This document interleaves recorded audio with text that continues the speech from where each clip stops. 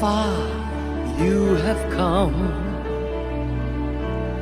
on your own, but never alone. Through the rain and through the shine, here's your moment, it's your time. You stood tall and now you see, standing in your destiny. 100 women growing strong. 100 women where you belong. You stood tall and now you see, you have reached your destiny. Woman, woman.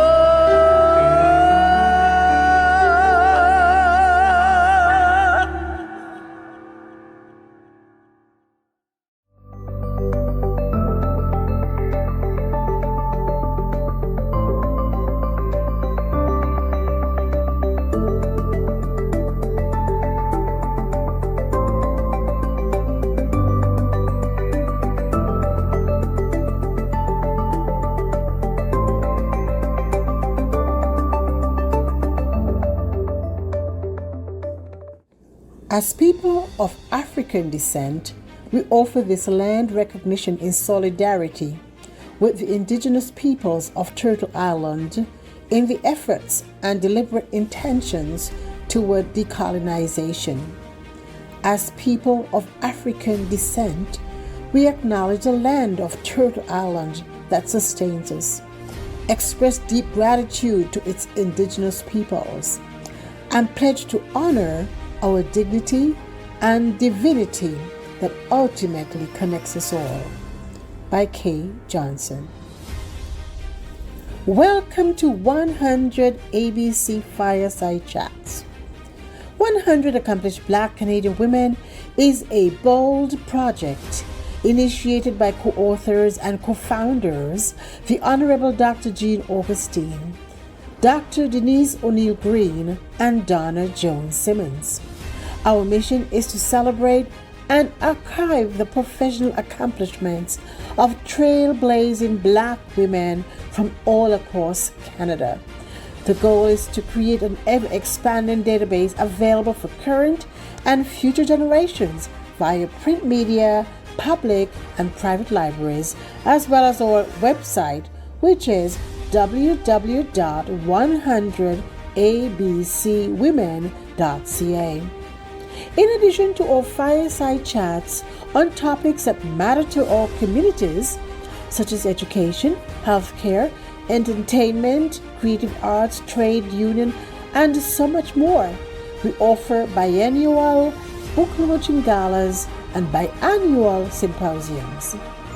The co-authors and co-founders would like to take this opportunity to thank each of you for attending today's fireside chat. We know that you will find these sessions educational and inspirational.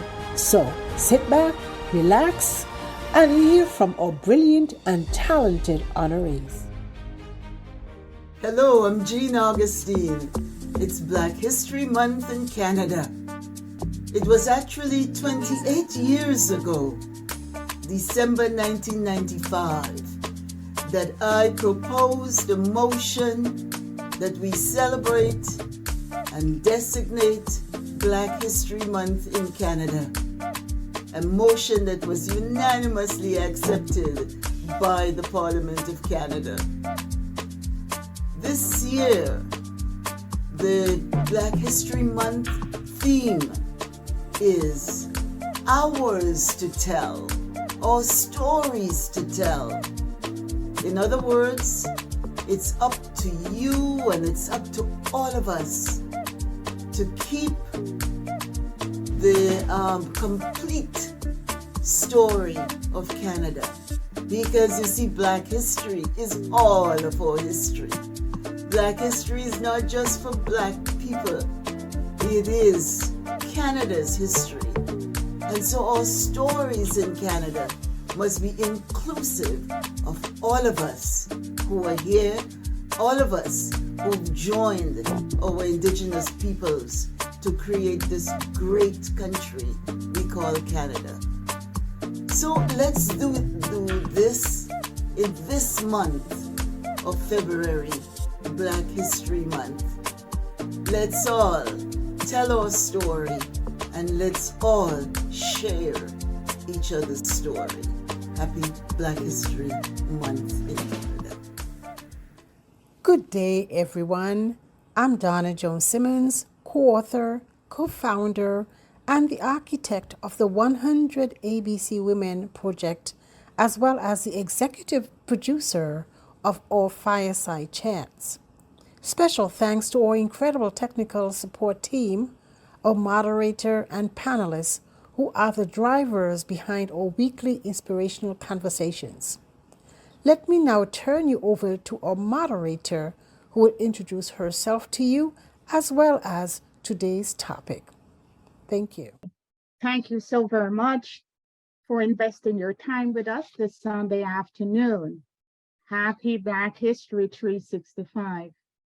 I'm Nancy Sims and the moderator for the session titled Women's Rights or Human Rights, Human Rights or Women's Rights. Today we have three amazing panelists, and over the next 80 minutes or so, each panelist will respond to 2 questions, and we'll have an opportunity for questions and answers. It is indeed my privilege to present the panelists to you. So first on my list is Rochelle Avery. Rochelle is one of 9 citizenship judges in Canada. She's also a professor at Mohawk College and Queen's University Law School. Rochelle is passionate about human rights and active citizenship to help communities thrive. Our next panel is Colleen Russell Rawlins.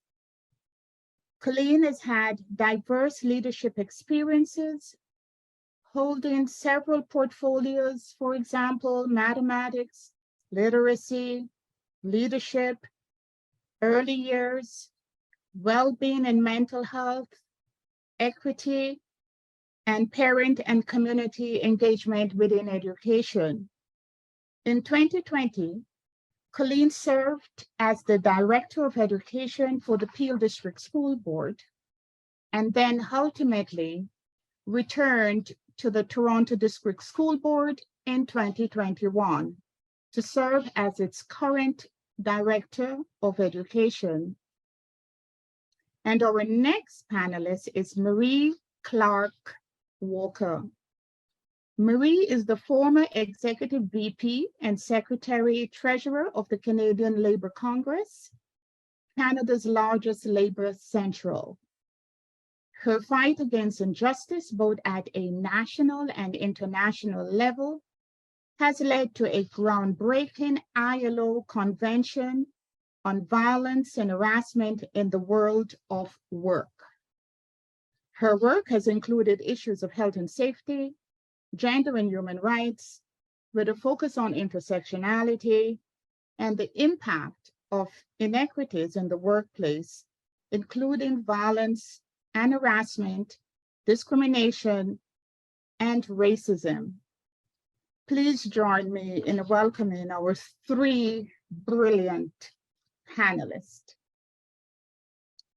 But before I hand over the session to the panelists, let me share a bit of information regarding human rights and women's rights. We all know and agree that people are entitled to liberty, dignity, and equal rights. However, we also know that equity and equality are still not experienced by all. Canada and several other countries have instituted human rights laws to protect people from discrimination and harassment. We have placed in the chat the 5 areas in which we're protected, and the 17 prohibited grounds in Ontario. Now, in addition to the Canada Human Rights Act, there is a Human Rights Commission in all provinces and territories. And in general, their codes and principles are similar. The Ontario Human Rights Code has 17 prohibited grounds, included a number of race-related grounds. These are race, citizenship, place of origin, ethnic origin, color, and ancestry. Because we all hold a number of socially constructed identities, including sex, age, disability, family status, creed, and others, we should be familiar with those 17 grounds if you're living in Ontario, and if not, in whatever province you're joining us from, and how they apply to you. Now, you might be wondering, why are women's rights human rights? What's all that about? Well, first and foremost, individuals who identify as women and girls are humans, right? Kind of mute. And we are entitled to the same fundamental rights as all other groups. However, globally, there are many individuals who identify as women and girls and who are being denied human rights for no other reason than they are women and girls. Interestingly, despite all the work being done in this arena, no country in the world has yet achieved gender and equity parity. So what does this all mean for Black women in Canada? Well, we continue to experience discrimination and harassment based on our race, gender, age, disability, creed, and other grounds. And in recent years, Dr. Moya Bailey, about 10 years ago, coined the term misogyny to describe a particular brand of anti-Black racism directed at Black women. I think this is at the core of our conversation today. As such, our goal is that we will leave the session with human rights related information. Some information that we can use personally or share with others to advance the lives of Black women living in Canada. Having said that, I hope it sounds good, and I think we're ready to start. So the first question is to Rochelle, and it is in the spirit of honoring Black History 365. So Rochelle, welcome again. Thank you. Who are some trailblazing Black Canadian women who have helped to shape human rights laws in Canada? Thank you for your question, Nancy. I always think that it's important for us to understand the historical context. That's how I teach, it's how I interact with the world. And many people are familiar, of course, with Viola Desmond, but there are many women who we stand on very firm shoulders. And one particular woman is Lulu Jane Anderson. She was a civil rights activist who sued the Metropolitan Theatre in Edmonton for refusing her entry to a theater, much like Viola Desmond. However, this was in 1922. And so just for some historical context, in 1911, the Edmonton City Council had passed a motion calling for the end of Black immigration, right? So they did not want Black people to be immigrating into Canada. The motion made reference to Black Albertans causing damage to their fair province and stating that Black people were incapable of properly existing with white Albertans. So that's the context within which this was happening. And so in 1922, Lulu Anderson went to the Metropolitan Theatre to watch a performance, and they denied her entry. And this case was renowned. It was in all the newspapers. Her case lasted 6 months. She actually then fought the case. It lasted 6 months, and unfortunately, a judge ruled against her. And, you know, in 1939, so if we fast forward now, there was a huge case in the Supreme Court of Canada. It was the Fred Christie case that basically said in the Supreme Court of Canada that private businesses could discriminate on the basis of freedom of commerce, meaning that they could discriminate on the basis of race. And this ruling held for many decades. And really, just as a note, in 1975, it was Quebec finally enacted their Charter of Rights and Freedoms that prevented taverns from discriminating against race. So we can see how pervasive that decision lasted in various provinces. And so in 1941, now that after the Supreme Court case, Carrie Best had heard that there were a number of girls who had been removed by force from the Roseland Theatre in New Glasgow, Nova Scotia. And so she and her son attempted to purchase tickets for the main floor of the theater. Of course, she was removed from the theater because they had given her tickets to the balcony. They had went on the main floor because they felt that they should be there. They were removed. And with that case, she filed a civil lawsuit that specified racial discrimination. And she claimed damages for assault and battery, damage to her coat, you know, breach of contract. And unfortunately, then again, the judge ruled against her as well.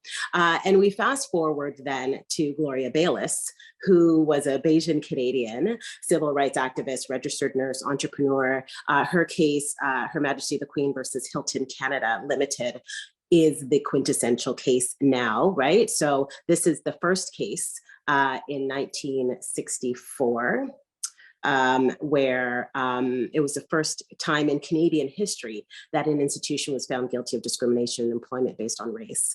And so, you know, and just for very quick context, she had went to get a job at the Queen Elizabeth Hotel in Montreal. They told her it was filled, like many people during that time. She came to understand the next day when she called that it actually wasn't filled, kind of did some investigation and identified that that actually wasn't true, and then was the test case that that was now successful. And so I share this historical context for us to understand, one, we have a very long history of fighting for our rights in this country, that Black women are at the center of that fight for rights in this country. But most importantly as well, though, that we stand on very firm shoulders in order for us to be empowered to be able to do the work and to do what we need to do in order to continue to advance change in this country. Thank you. Thank you so very much. Wow. I think I just need to take a breath.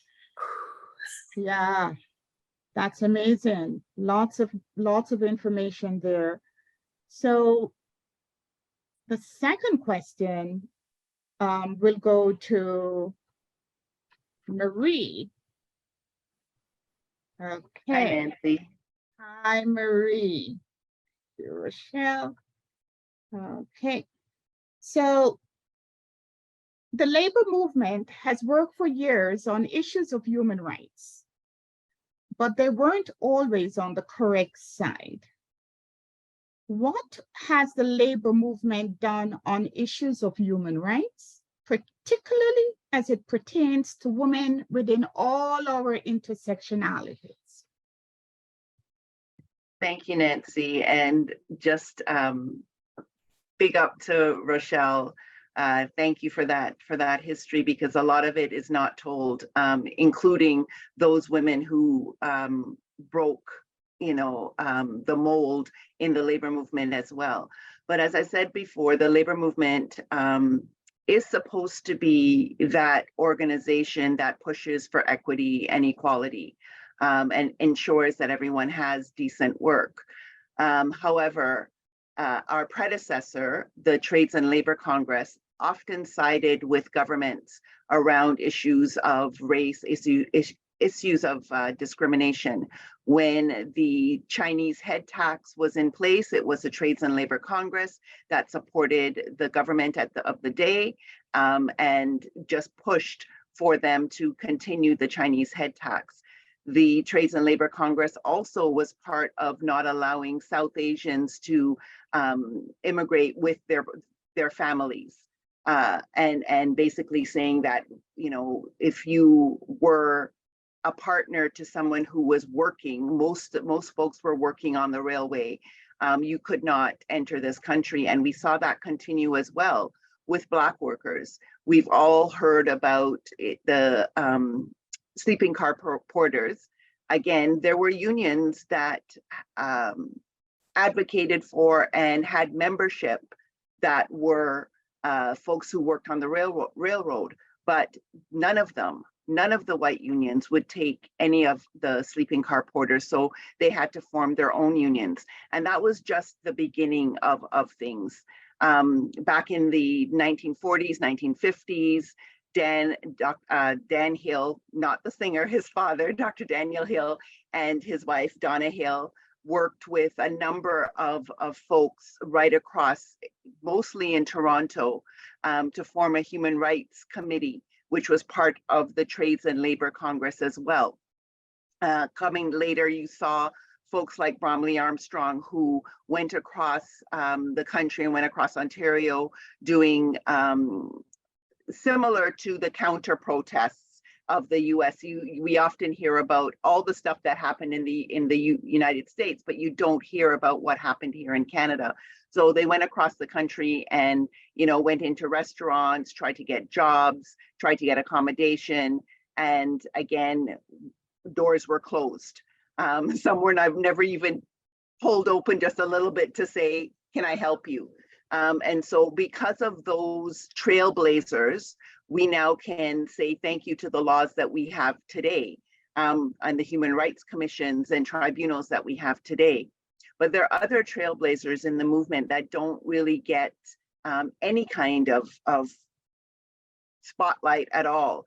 Cal Best, who's a founding member of the Public Service Alliance of Canada, Ed Blackman, who was around for the Canadian Union of Public Employees. You don't hear about those in the history. But the labor movement, I think what's the most important thing for people to know is that we are not just about picket lines. Everybody, when you hear of unions, hear of labor, you think automatically about strike, but there are so many things that we have participated in. In the 80s, we in Canada, our affirmative action were women's seats on Labour Central. So the Canadian Labour Congress, the Ontario Federation of Labour had seats that were specific to women. And that happened in the 80s. It wasn't until 1992 when the Ontario Coalition of Black Trade Unionists, which is the predecessor to today's Coalition of Black Trade Unionists, pushed a campaign and forced Labour to act in terms of seats for folks that look like me and folks that were not able-bodied, white, straight. And so in 1992, they won the ability to have a seat. It was supposed to be one seat for a worker of color, and I'm using the language of the day, worker of color, and one seat for an Aboriginal worker. The OCBTU pushed and got 2 seats for workers of color and 1 seat for an Indigenous. It's hard for me to use the old language, but Indigenous worker. And from there, things kind of moved. The Canadian Labour Congress ended up with having an anti-racism department, specifically to deal with issues of racism. In 1998, Lynn Jones and Hassan Youssef, who was the executive vice president at the time, went across the country and did the anti-racism task force that looked at racism and human rights in all facets of life, from employment to childcare to criminal justice, looked at all of it and produced a report.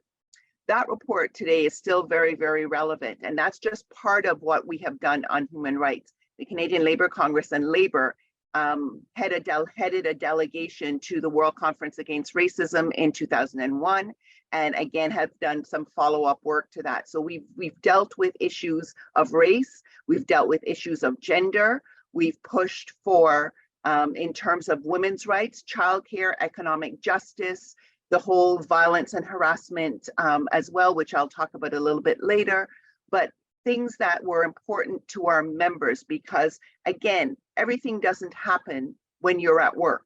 our members belong to communities first. So if we're not dealing as a movement with the issues that impact them in the community, then we're not being efficient and helpful to the workers that the movement represents. And so everything from, as I said, race and racism to same-sex marriage. Have we done a good job? That's debatable. We have made some progress, but in terms of advancements, I can't say that we have. When you have situations like Carol Sutherland, when you have situations like, Patricia Juggernaut, the Black class action lawsuit, it says that something is broken.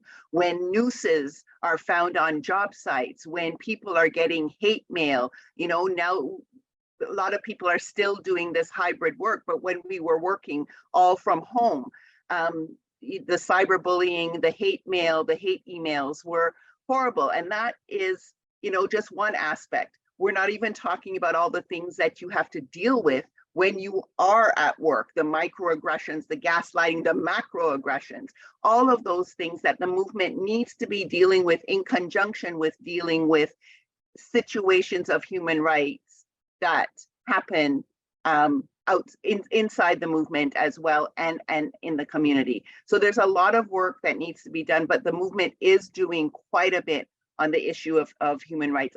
Let me just say one last thing. It wasn't until, I think it was 2015 or 16 that the movement even talked about anti-Black racism. When the rest of us used to talk about that, there was this pushback. When we used to say that if the labor movement had dealt with the fact that Black women were working 2, 3, 4, 5 jobs just to make ends meet, if we had dealt with that at the very beginning, then we wouldn't be dealing with some of these issues now. But, eyes were closed. There was no discussions around intersectionality when you dealt with women's issues. It was white women. CLC was a partner with NAC, National Action Committee on the Status of Women, for decades. And again, dealing with only white women. And I can say from my perspective, I started paying attention when Joan Grant Cummings became president, because I saw myself reflected. I saw the issues that my mother was dealing with, that my grandmother was dealing with, and then which I would eventually come to deal with in the work that they were doing at that time.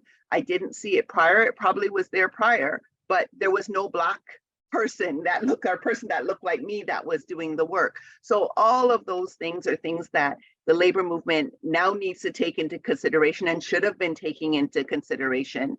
The fact that I was the first Black woman or racialized person elected, or a racialized woman elected in 2002, and today in 2023, there's still only a handful.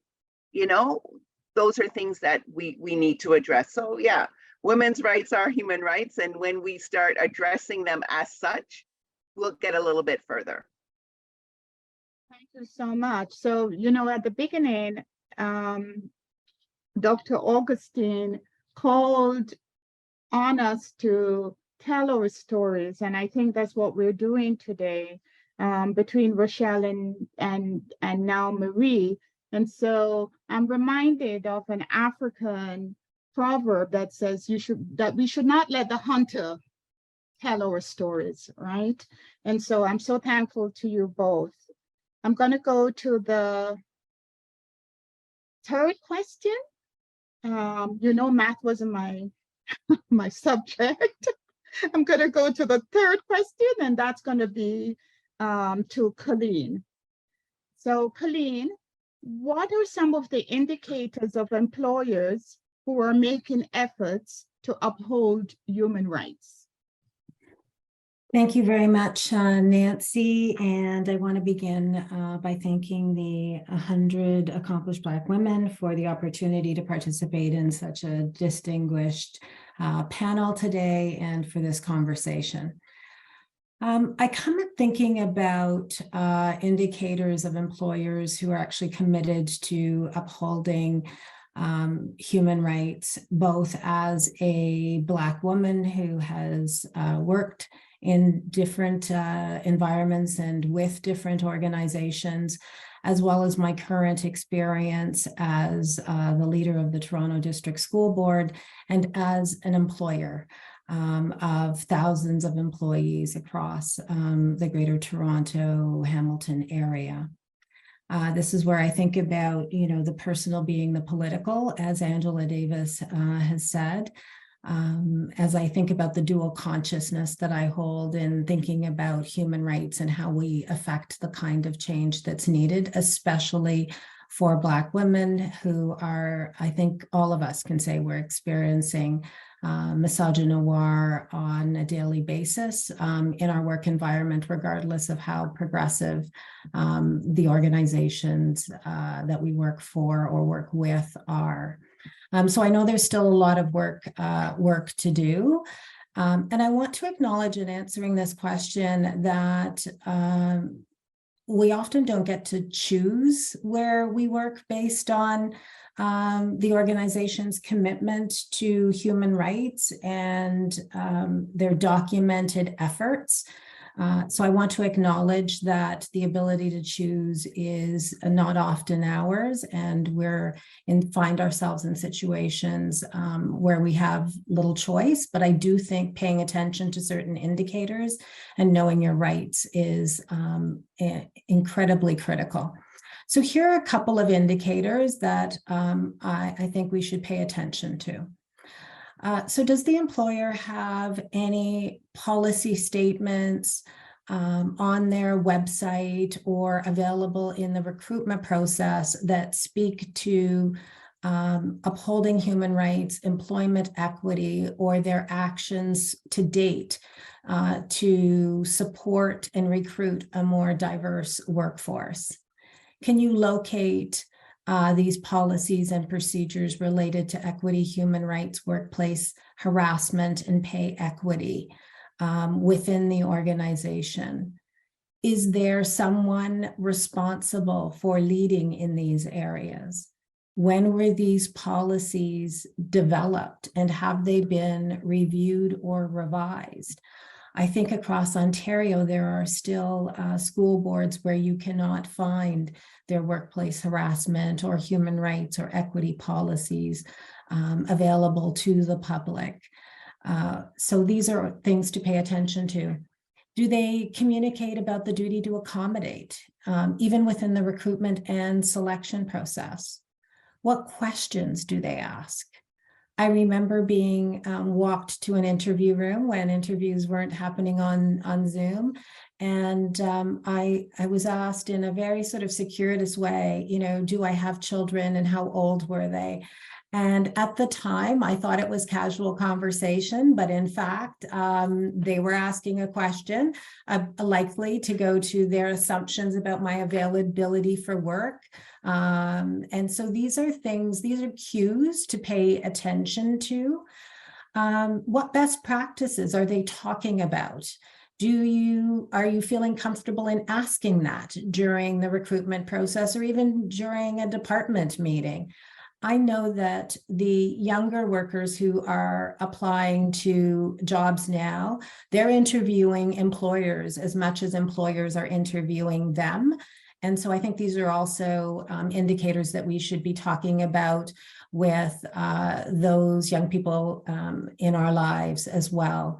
And I think that this is pushing employers to think differently so that they're able to answer the questions that our newer employees are paying attention to. Do they have an employee census or any kind of other reviews about workplace culture as it pertains to human rights? Do they talk about how they are supporting different groups of employees, including Black women after they hire them? And I know that this is an area that even within the Toronto District School Board and the evolution of the diversity of employees who work with the TDSB, that we're not doing a good enough job in supporting people, because we know that various forms of discrimination still exist, and that as an employer, we can do more in not only eradicating it, dealing with it, but also supporting employees when we know through enough evidence that it still exists. Is there a clear and transparent promotion or advancement process or clarity around the career ladders and how you access those kinds of supports. The more hidden that is, the more chances it's discretionary and therefore based on people's discriminatory beliefs, either known or unknown. I acknowledge that many of these indicators can be performative, but I do think it is useful to know where these resources exist so that you can start talking about them. And as you set boundaries, that you are able to refer to them as you talk with colleagues, your supervisor, and others with whom you work. Sometimes they say the best defense is a good offense. And so knowing the environment that you are working within, whether you're changing employers, forming a new partnership, or moving departments, it's important to get a sense of the lay of the land and the culture that you're about to walk into. Thank you so very much for that very informative batch of information. So what I hear you saying is that we need to pay attention to the employment systems. I think the audience, along with others, will agree about the performative nature that exists. Nevertheless, you know, one of the questions that I often ask my students is, how do we use those same legislation which were historically meant to oppress us? How do we use them to advance our experience today? And I think, Colleen, what I'm hearing you saying is that those policies, do they have a policy, a human rights policy, a policy on addressing harassment and discrimination in the workplace? Do they have a promotion policy? Do they have an employment equity report of types? Do they have climate reviews? So what I'm hearing you say in a nutshell is know the environment. But what excites me is about the younger people who are coming in. And so that interviewing is no longer one way. I love it. I just love it that they are deciding whether or not an organization is good enough for them to enter. Thank you so much. So we have a few minutes before we go on to the second set of questions to the panelists, where number one, I wonder if there are any panelists who have a question for, do you have any questions among each other that you may want to raise at this time? I can give you a moment or two. I don't have a question, Nancy, but I do want to comment on something that Colleen said, and that was this whole the questioning about whether or not she had children. When I ran in 2002, one of the questions that left me speechless that I was asked by a mostly women's union was, so Marie, you live in Toronto, right? Yes. The position means you have to move to Ottawa. Who will be and you've already said you're not taking your children with you. So who's going to take care of your children? How are you as a mother going to leave your children in a different city?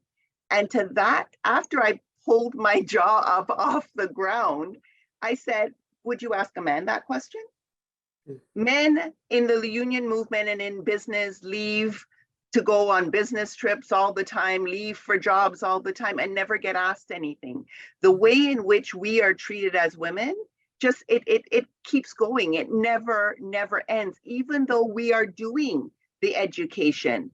You know, we have done courses and campaigns on gender parity, on equality, on equity, on everything that you can think of. And still those questions are coming.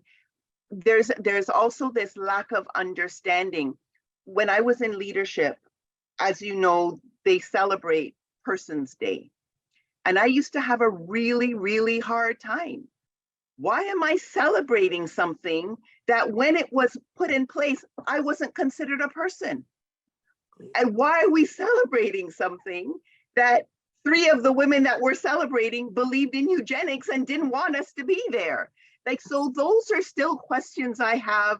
You know, yes, I was in leadership, but getting the labor movement to understand, even talking about the women trailblazers that we've had in the movement, you don't hear about them, whether in society or in the movement. I'm glad that, Rochelle, you talked about Gloria. She's my aunt, by the way, Aunt Gloria. But there, you know, there's June Veacock, there's Phyllis Gallimore, you know, there is Ann Newman, Beverly Johnson, Janice Geary. There are just so many out there that don't get the recognition or respect. And we don't talk about what they had to sacrifice for all of us to be here. And, you know, it's something that I think that we need to do. If we're going to talk about women and human rights, and I'm not talking about this webinar, just in general, we need to be holistic and intersectional in the way in which we do it.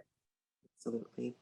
Yeah. I just wanted to comment as well, like it just goes to show how important that representation is in these environments, because we get to call the names of those who have come before us, who have done the work, and include them in the narrative, right?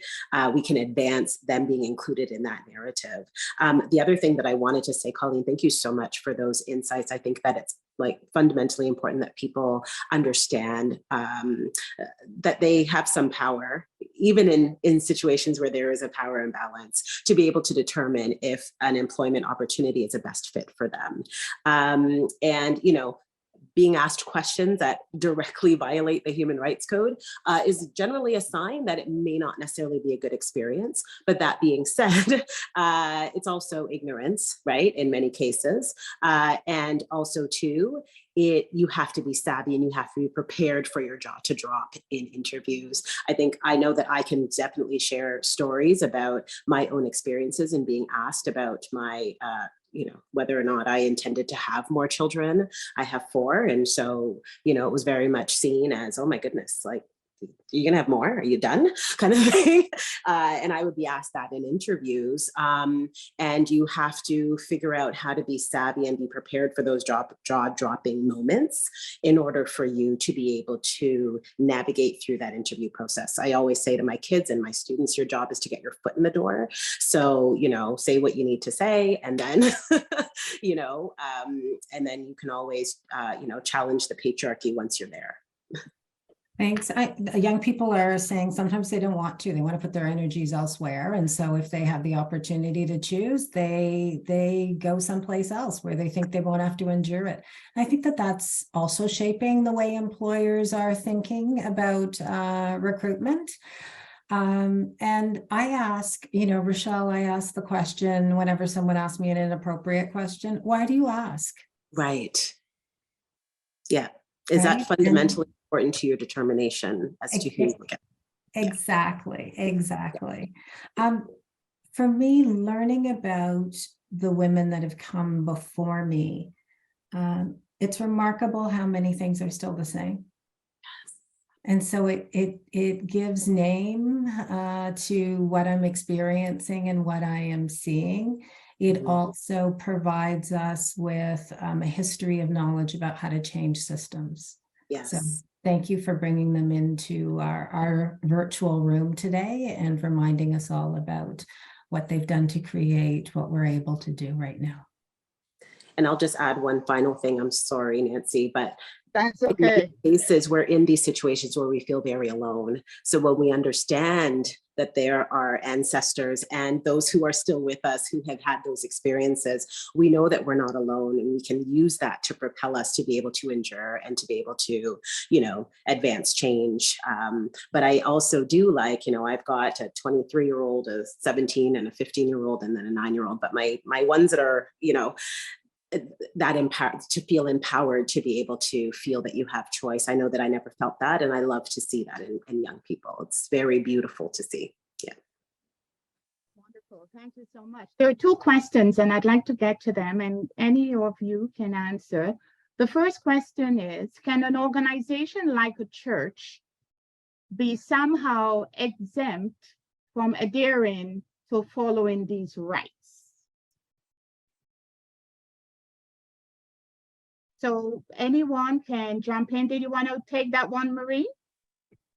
I think in my opinion, I don't care what the law says. Sorry, it sounds bad, but every organization needs to uphold human rights. In this country, we have a charter. And if you do not follow those rules, those laws, those procedures, then yes, you're in violation. And I don't care whether you are church, synagogue, whatever, whomever.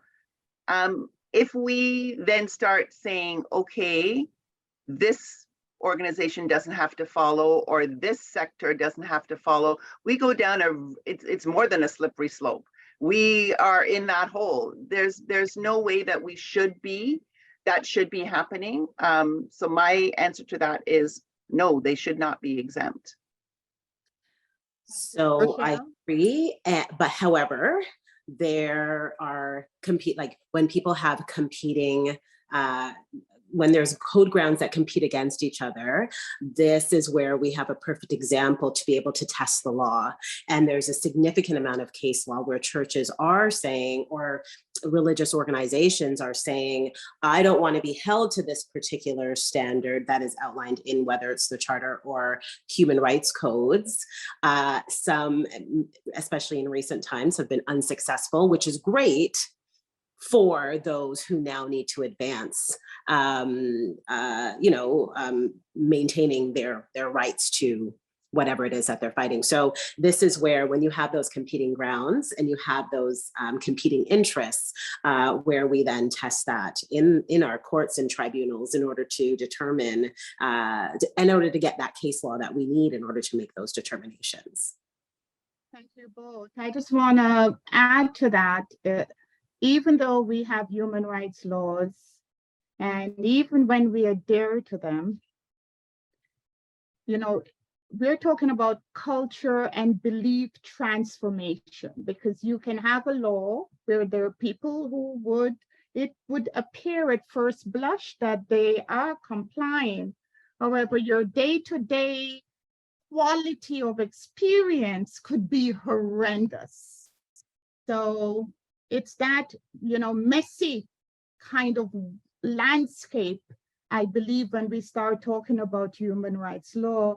And, in my early days, I would say you can't legislate hearts.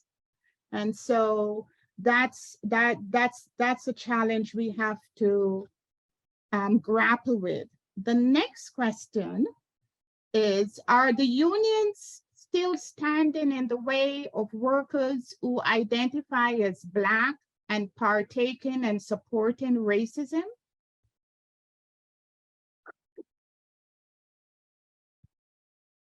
So most of the unions now have committees and campaigns, anti-Black racism campaigns, and committees that deal with issues of racism.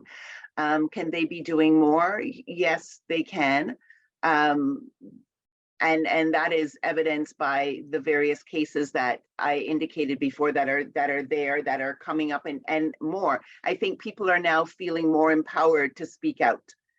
They're feeling that it's because of the Black class action and other human rights cases that have been won.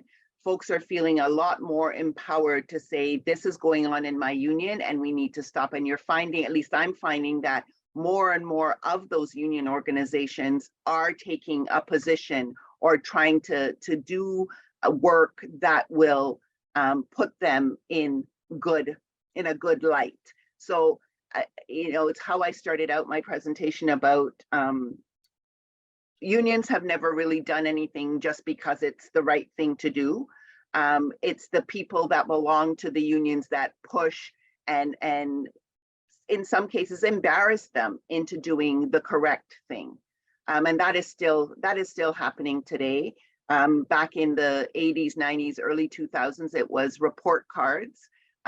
Union organizations like Coalition of Black Trade Unions and the Asian Canadian Labor Alliance were pushing for report cards to see, what your staffing looked like, what policies and procedures were in place. And I think that it's time for another set of them. I remember when I first started at the Canadian Union of Public Employees back in the late 90s, asking them about their employment equity policy. And they insisted, oh, yes, we have an employment equity policy. And when I asked to see them, I got a box of employment equity policy papers that they had taken to convention for others to pass. And so, yeah, while there is work that's happening, it's also time for unions to stop pointing the fingers elsewhere and do that work internally as well. If I can also, sorry, Go Nancy, ahead. Go if I ahead. may also add, in the education sector, some of the unions have been at the forefront or are emerging at the forefront of human rights. I think that in many situations, as Marie said, it's because members have come together and formed a caucus, if you will, within the union that has advanced discussions about human rights. And inevitably, it requires some differentiation, right, in the ways in which employees are treated. And that is a real struggle for many unions because they work on the basis of everyone being treated many times exactly the same, except for differentiation, maybe based on seniority.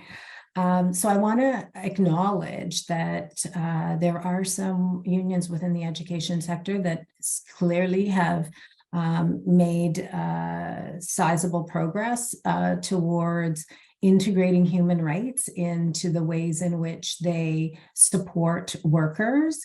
And then there are others that continue to struggle and are operating on a colonial framework and have quite a bit of ways to go. So I want to acknowledge those that are evolving. It's not easy. You can see the struggles internally to really transform. And also really encourage those that haven't yet substantively thought about human rights and the ways in which they work and advance the interests of workers to do so. Just want to add to that, in a number of unions that I've been privileged to work with, that there are emerging Black employee resource groups. And so there is some fire being held for action. But this topic is deep and wide. And in the interest of time, we'll now turn to the second set of questions. And the first question in the second round, again, is directed to Marie. Marie, we're speaking of human rights and its impact on women. Canada ratified a new right on Monday. I'm excited that you were one of the architects. Can you tell us a little about it? Thanks, Nancy. It is something I am very excited about. So Canada belongs to the International Labour Organization. It is the only tripartite body in the UN system, meaning governments, employers, and workers sit at the table or sit in the room. And all labor laws start out as a conversation at the International Labour Organization. And so many, many years ago, there was a conversation that began around violence and harassment specific to gender-based violence and harassment. And over the years, in forming the basis for the convention, that discussion changed, morphed, and became a discussion around the elimination of violence and harassment in the world of work. Now, when we had this whole discussion, we would never have imagined that the entire world would be a workplace. The convention was ratified or adopted in 2019, came into force in 2021. It comes into force after 2 countries ratify it, and then Canada ratified it on Monday. This convention is the first of its kind. It gives every single person, and I say this with a huge smile on my face, every single person in the world, the right to a world of work free from violence and harassment. And yes, the ILO represents workers. However, we also discussed the definition of worker, and it is quite broad. So at the time when we were negotiating this particular convention, Me Too was top of mind. And so we wanted to ensure that anyone who was seeking employment, applying for employment inside a workplace, whether a student, an intern, a volunteer, anyone that you can imagine within the world of work was covered by this convention. The convention made it clear what violence and harassment was. So there is actually a definition of violence and harassment that is, I think, the first that puts them both together. I'm just going to, I just lost it. I was going to put the links in the chat for you so that people can take a look at it while I'm speaking about it. Give me 1 second.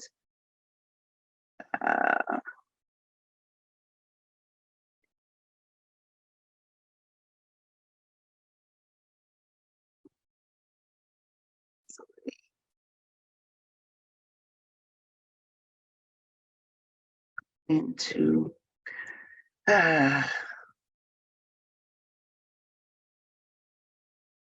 We can do that in a moment after you're through with your. sorry, it just made it easier. It was easier if everybody could go through it while I'm talking about it too, to see it's not very long.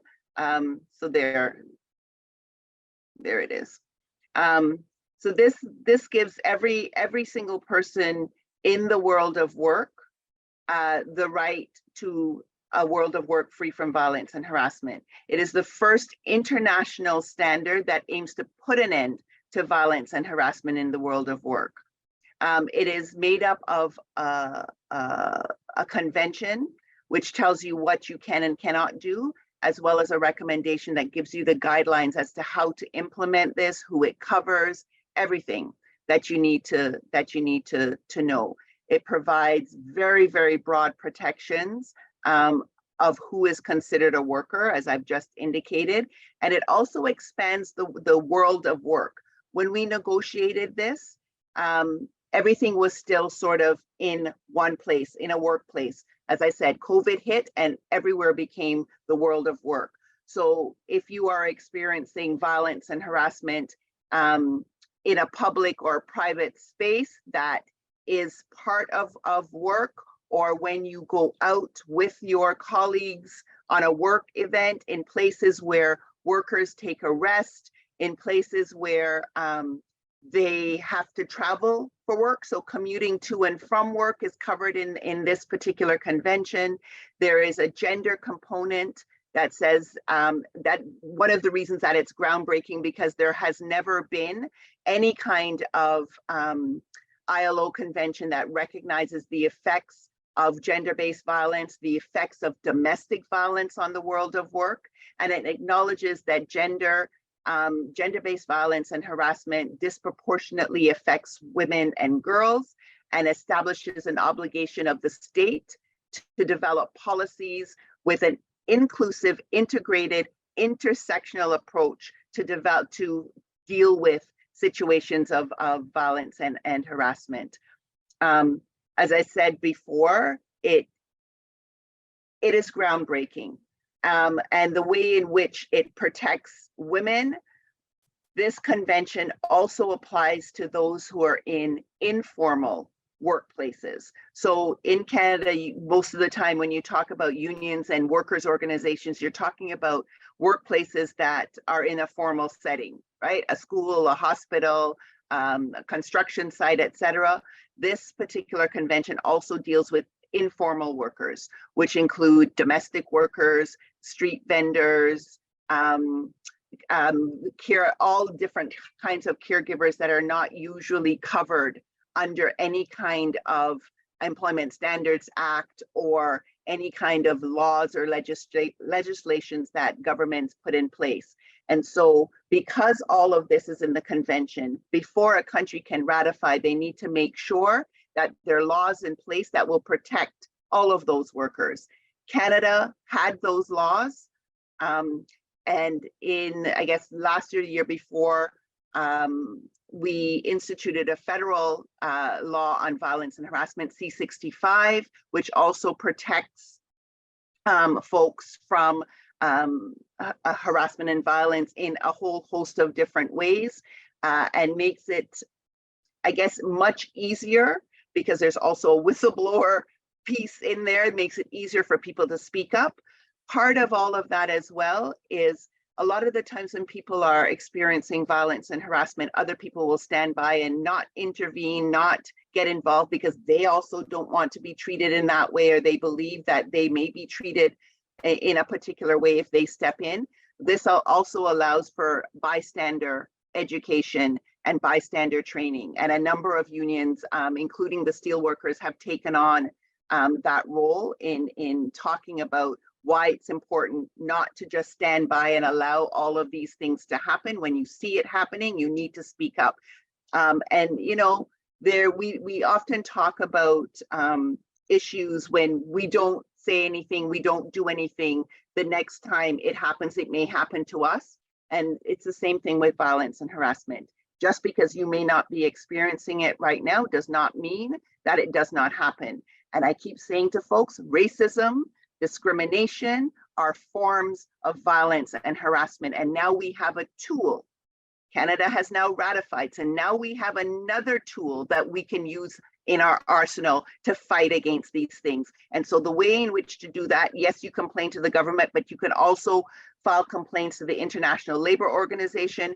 And when those things happen and the countries are found guilty, there are sanctions placed on them. So again, another tool. And I am just waiting for people to actually read this document and see all the places that it can be used and where it covers in terms of dealing with the issues, particularly Black women have to deal with on a daily basis.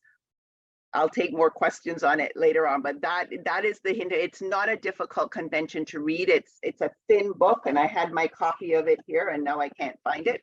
Very, very thin book, and it's very easy. And on a number of websites, there are training guides, facilitator guides, all kinds of ways to make this easy for folks to use and easy for governments to ratify. One thing that people need to remember: governments ratify conventions, not workers, not employers. So when we were negotiating it, it was important for us to listen to the governments to see what are the things that they would support and wouldn't support, but that didn't mean that we went easy on it. It is a pretty innovative document with things in there that you would never have imagined that they would have agreed to. And it took us 2 years to negotiate this. And I am very, very proud of the team, the entire team that negotiated this convention. Every single time I read it, I find another way that we can use it as a tool to push back against what we deal with on a daily basis. Thank you. Thank you so much, Marie. I am particularly excited about the fact that racism is now being clearly defined as a form of violence. I think that's going to be very useful for those of us who do this work on the ground in terms of pushing for change. Thank you so much. I'm sure there'll be some questions coming up in a moment or two. But I want to go to the next question, and that's directed to Colleen. Colleen, what are some of the ways in which Black women can address the personal impacts of discrimination?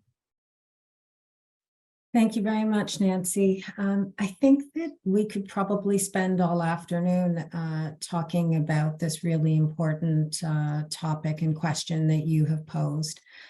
And that's because of its importance and its impact that racism and discrimination has on the quality and longevity of our lives, especially when it's repeated over time.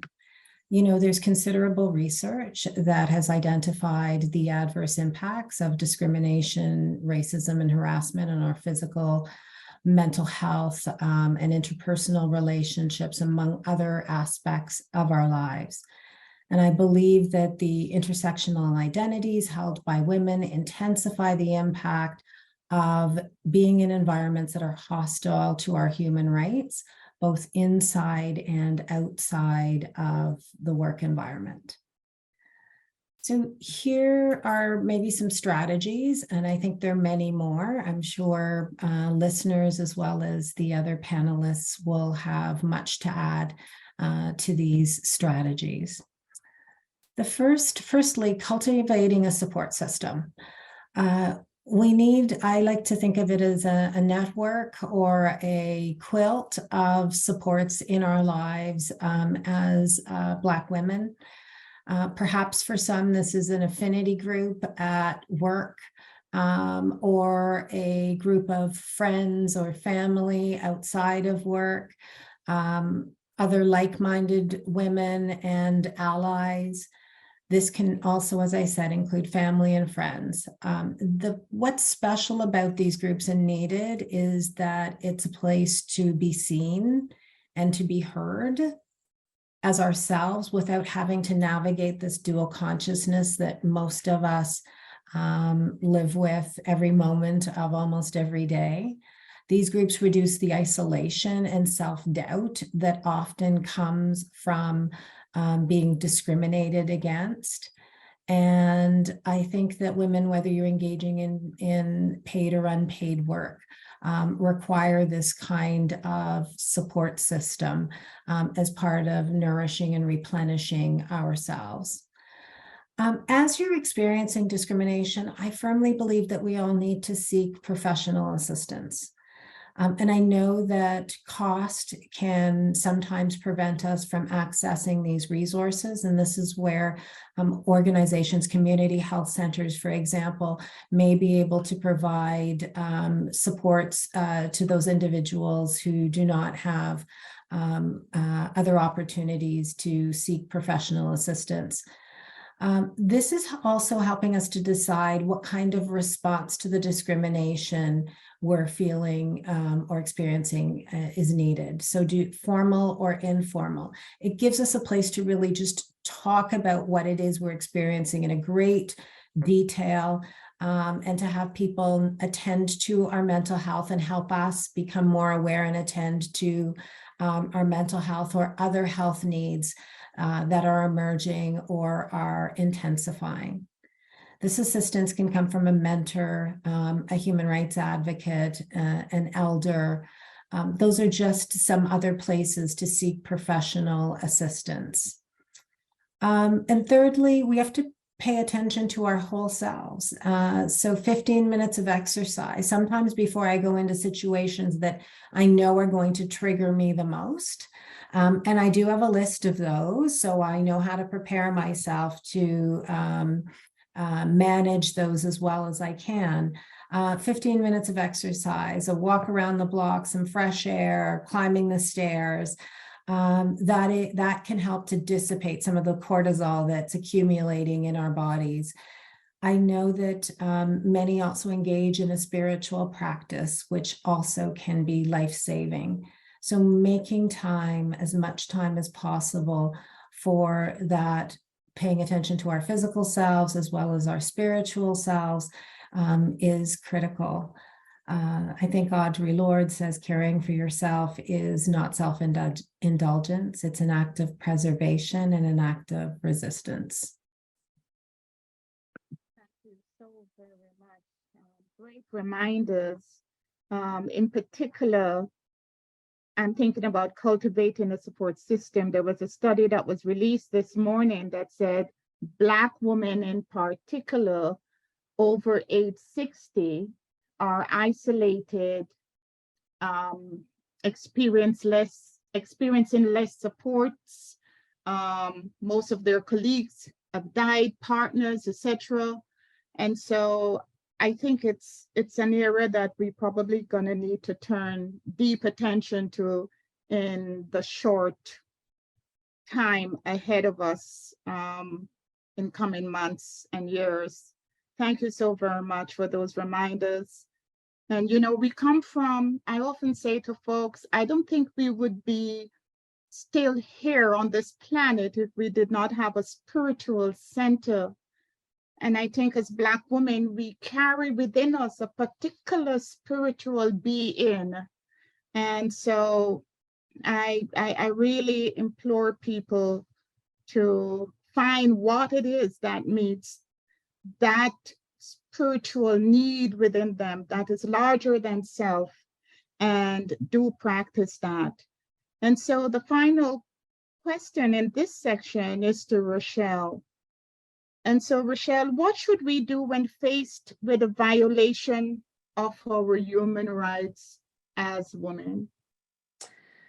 So one of the things that I teach my students, and when I was practicing, I would say to anyone who would come before me, this process, you have to prepare for it before it happens. So preparation is key. And it sounds bad because you don't want to be in an environment preparing for when you're going to be harassed or preparing for when you're going to be discriminated against. But based on historical context, based on, even if we were to share our own stories, and many who are on this webinar now will be able to share their own experiences. And so it really is about preparedness. So the first thing that I would say is, if you're in a unionized environment, become familiar with your collective bargaining agreement. Read it from cover to cover. I know that it sounds insurmountable, but know what your rights are within that particular organization. Know what, so as an example, for instance, I'm employed in education, and one of the things that I look at every single time that I'm given a new course load is I look at, you know, how much of a course load they've given me and whether or not there's a violation in the formula, right? Like the formulas in the collective bargaining agreement, and I look to see, are they giving me too much? Are they trying to kind of get me to teach more than I'm supposed to teach, for instance? And then asserting and saying, you know, I think that there might have been an error, right? So I'm not coming and saying, I'll say, I think through inadvertence, I was given too much of a course load, and I'm asking for it to be changed. So become very, very familiar with your collective bargaining agreement. If you're not in a unionized environment, there are still bylaws and policies and value statements. I love that Colleen spoke to some of those things, because those are the things that you can hold an organization to as their example of what your lived experience is supposed to be in an organization. And so become very familiar with those documents so that you can assess your own experience based on those value propositions, value statements, mission, vision, what have you, policies, guidelines, procedures. They're there for a reason. And you need to exercise your rights even based on those things. We know that the Human Rights Code, I'll just speak specifically to Ontario, but across Canada. And just so you know, if you're a Canadian federal employee or in part of an organization that's regulated by a federal, like banks, for instance, you're regulated by the Canadian Human Rights Act. If it's not, then you're regulated by your provincial body. They have a duty to accommodate to the point of hardship. And so it's very important that you understand that. But just familiarize yourselves first and foremost with the legal parameters of your environment and the culture that they're trying to establish based on the documents that you have available to you. And if you don't see them, ask for them. So that's one. The second thing I will say is to document your experiences, always. So whether you're making little notes about what your experiences are, if something doesn't feel right, the likelihood is there's probably something wrong. So start documenting, write down what your experiences are, keep a diarized record of your experiences. If you have an issue, I would say to document all conversations. So in many cases, one of the things that people will do is they'll say, employers will say, let's have a conversation. I don't want to be typing this out, right? So they'll say that, let's come in for a conversation. There's nothing wrong with having a conversation, but what you do as an employee is you then write them when the conversation is done, and you say, thank you for the meeting today. I was able to glean the following things. This is my understanding of the undertakings that you have set out. These are the things that I said that I would do. Here are the timeframes and the due dates and whatever it is. Please clarify if there's anything that I've done incorrectly or that I don't understand, and have that dialogue documented, because those are things that now your legal representative, if it gets to that point, or even your union, can then use to help to advance. The other thing that I will say is, if you receive any accolades, even if it seems like, even if it's just an email that says you're amazing, if there's maybe you're a public servant or you serve the public and somebody has said that you were fantastic, ask for that to be put in your employee record. So not just, oh, hey, just so you know, please put it in my employee record. I would like a copy of this placed in my record, because it's very important to be able to document that you are in fact a great employee, and that it's being seen not just internally, but externally, or what have you. So those are some of the things that I would say in preparation for whatever might happen. Now, if you're experiencing any type of difficulty, right, we're ensuring that we have all of our documents, our conversations documented. You want to ensure that you're not afraid to also ask questions. So I saw in the chat somebody asked about, how am I protected, right? That's what always fuels us not acting, because we wonder if there's going to be any type of retaliation or if something's going to happen to us. So if you are about to be engaging and you maybe have a union representative or what have you, ask about how you'll be protected in this process. Ask about what happens in the event that there's retaliation. The Ontario Human Rights Code says that you're protected against retaliation if you assert your rights. And so there shouldn't be any type of retaliation, but we do know that there would be, right? And we do know that people will then try constructive dismissal and all sorts of different things. And so that's why it's really important that you don't go to the court of Facebook, but you actually go to a legal representative. You go to a lawyer or a paralegal that specializes in employment law. And I would take that further, that somebody that understands the context of intersectionality and understands the context of racism and understands the impact of racism. We had spoken about in preparation for this that race is one of the hardest grounds, despite the fact that that's why the Human Rights Tribunal even existed in the first place. It's now one of the hardest grounds that you can prove in the human rights context. And so if by conferring with a legal representative, they would be aware of the case law, cases like Peters versus the Peel Law Association that says that racism is nuanced and it's not quite direct. So the fact that we have case law that recognizes that, and then you can say that this was my experience. It wasn't that somebody called me the N-word or whatever it is. It's that this nuanced choice not to use discretion when it came to me, or the choice to kind of decide to go this way when historically they've done this, right? Those are some of the things. Another case, I don't want to get into all the case law, but I'm a bit of a case law junkie. So John Stone versus CBSA, which talks about childcare. Now this is a federal case, so it only applies for federal employees or those who are regulated in a employer that is regulated by the federal government.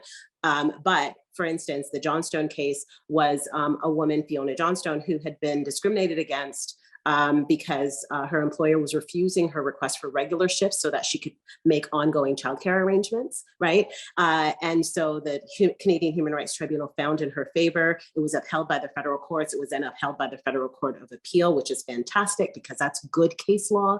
And so it talks about the duty to accommodate for childcare in a federal context. So you want to seek out the proper legal advice. You want to educate yourself from the right sources. Again, the Ontario Human Rights Commission has wonderful documents to help to educate you on how things work and examples. There's videos, there's all sorts of things, but from reputable sources, not from, going to a Facebook page and asking or what have you.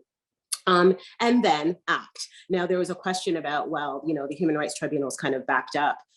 Is there another avenue? There's many avenues, and that's why you need to seek legal advice because you can, whether it's filing a grievance and a human rights tribunal case, it could be that you're filing a civil matter like Gloria Bayless, like many others, right?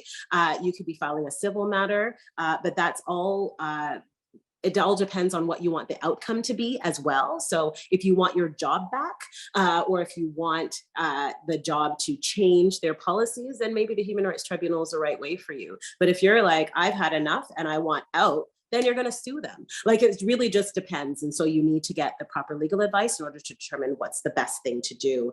But it's very important that we do act. and this is going to be my final message, it's very important that we act, because like our predecessors, they did not shy away from filing the complaint, the grievance, the civil action, whatever it is, but it's through the legal documentation of cases that we can then advance the change in discrimination, not just in your particular situation, but in our province and possibly even within our nation, as we have seen through this conversation.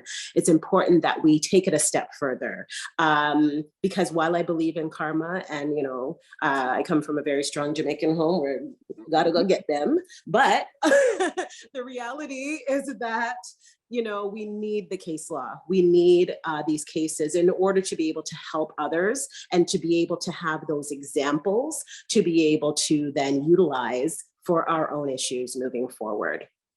I hope that everyone found that helpful. We certainly did. Thank you so very much. I am reminded that I would say my background is in investigation, that more time than not, in particularly Black women don't want to come forward because there's so much on the line.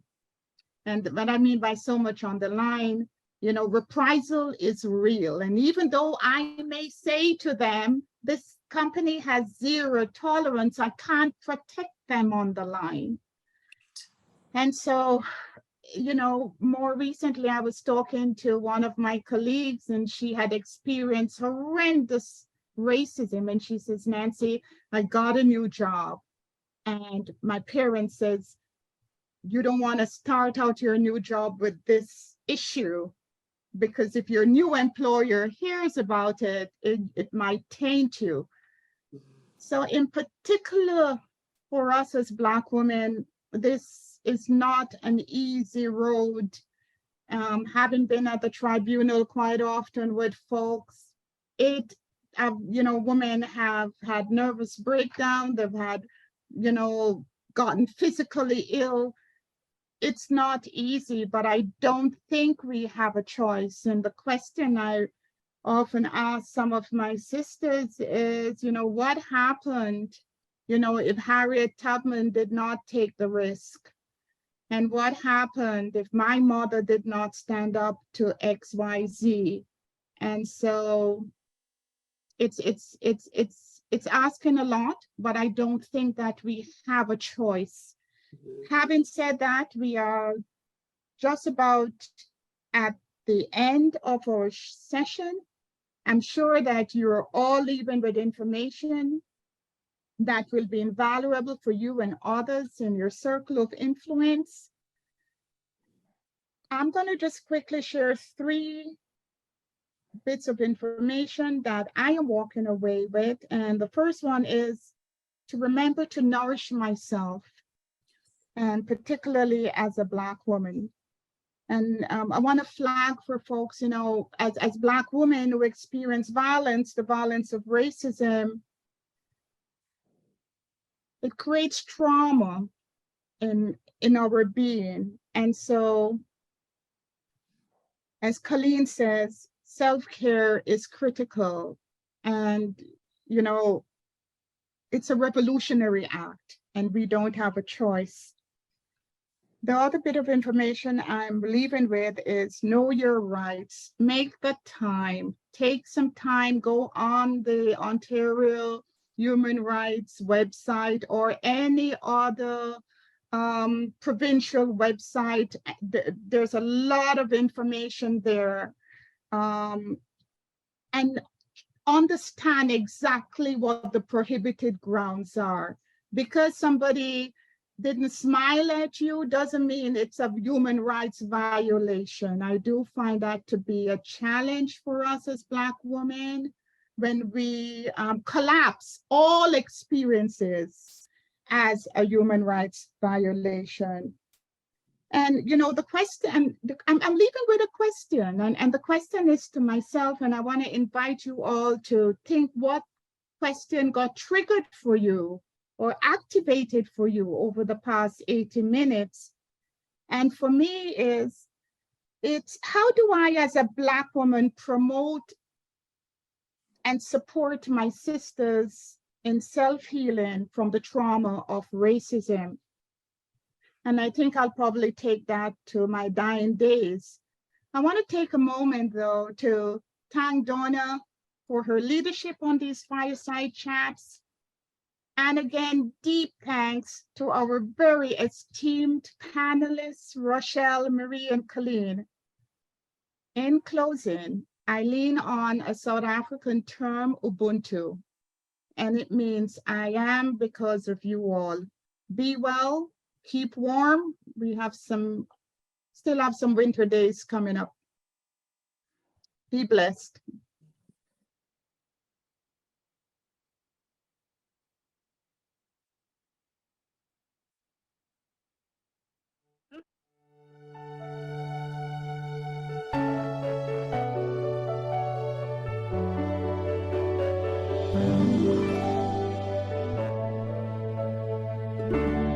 Look how far you have come on your own, but never alone. Through the rain and through the shine, here's your moment, it's your time. You stood tall and now you see, standing in